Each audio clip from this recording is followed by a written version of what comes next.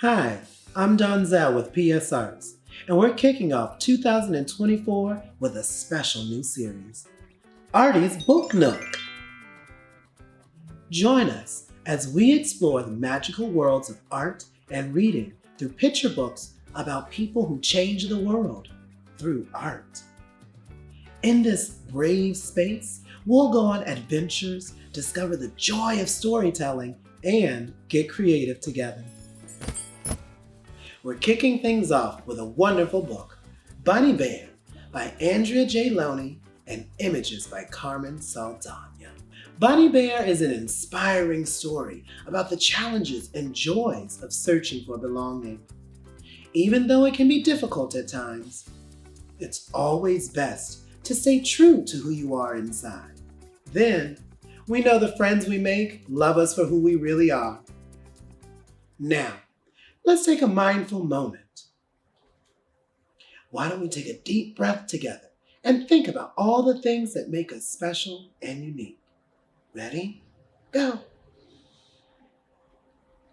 And breathe out.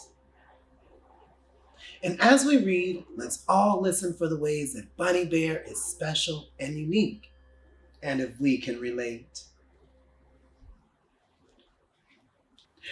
There once was a bear who was more than a bear.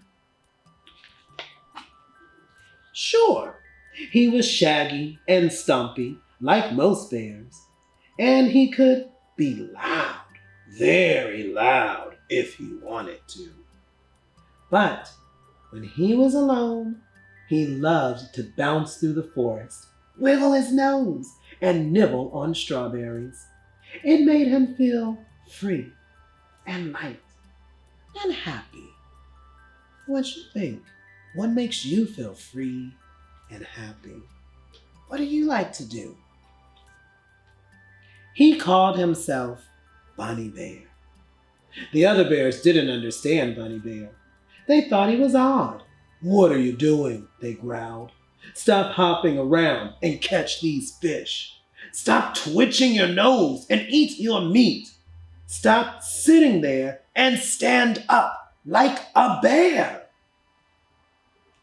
It's a lot of pressure that the bears are putting on BunnyBear to act a certain way instead of just being himself. I wonder how that made BunnyBear feel. So BunnyBear left the den without even telling his mama. He bounced through the forest and into the meadow. Then, right there in a patch of tasty flowers, he saw it, a bunny. He tried to say hello, but the rabbit raced away. BunnyBear bounced after her. Underground, BunnyBear saw the most beautiful sight, an entire warren of bunnies. They were tiny and fluffy and bouncy, just like BunnyBear's heart. What are you doing in here? Whispered one of the bunnies. Bunny whispers were one of BunnyBear's favorite sounds. Me? I'm just one of the bunnies, BunnyBear replied, a little too loudly. The bunnies giggled. Bunny giggles were also one of BunnyBear's favorite sounds, but not when the giggles were about him. They made BunnyBear feel cramped and fidgety. Have you ever felt cramped and fidgety around people because you felt like you didn't fit in? The elder bunny looked down his long nose at BunnyBear. You don't look like a bunny. You don't sound like a bunny. And he sniffed. You certainly don't smell like a bunny.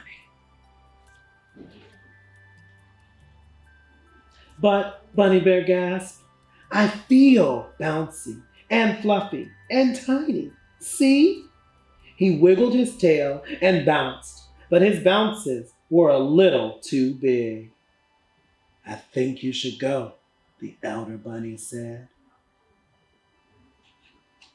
All alone, covered with dirt, Bunny Bear curled up against the tree and sighed. He didn't feel like a bear. He didn't look like a bunny. What was Bunny Bear to do? Then he felt a poke on his paw. When he looked down, he saw a bunny. Only this bunny was more than a bunny.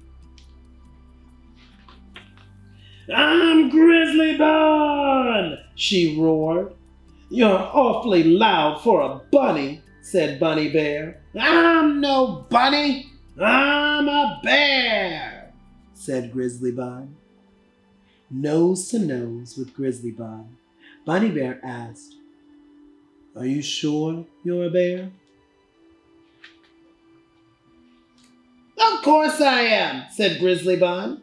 "I'm burly and I'm loud and I eat whatever I want."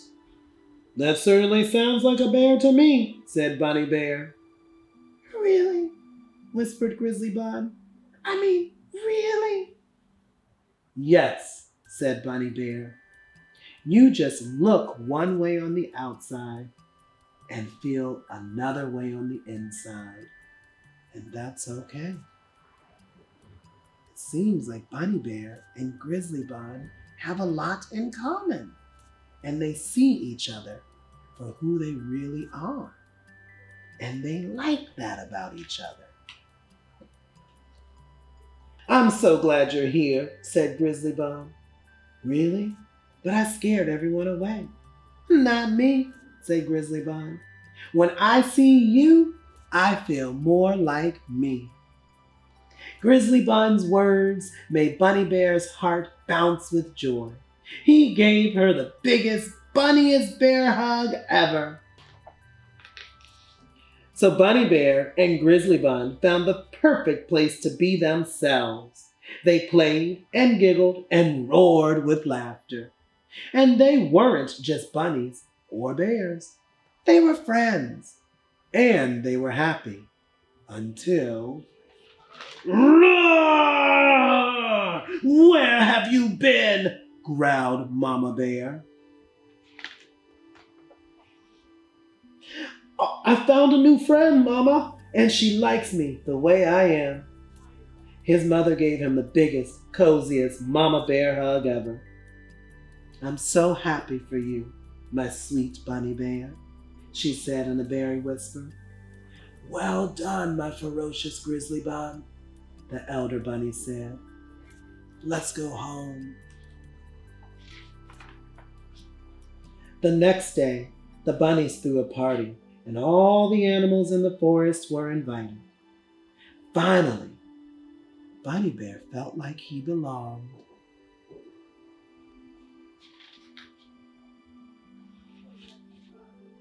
And he wasn't the only one. "Meow, I'm Kitty J." "Moo." "Guys, sometimes I feel really squirrely. Look, I can flutter too." Bunny Bear and Grizzly Bun found there were other animals in the meadow who also looked one way but felt different on the inside. And they all found friends that accepted them for who they are, and they found the communities where they knew they belonged. And that's the story of Bunny Bear. A great story about friendship, acceptance of our friends, acceptance of who we are, and knowing that we belong. I hope you enjoyed it. And because this is Arty's Book Nook, there's always an art tie-in. Click the link in our bio and find out how you can win a P.S. Arts gift by sharing an inspiring story about acceptance and belonging. Thank you so much for joining us for the first Arty's Book Nook. Remember to share your creations and reflections on social media and tag us at PS Arts. Click that follow button and turn on those post notifications to tune into our next video honoring Black history and Black futures.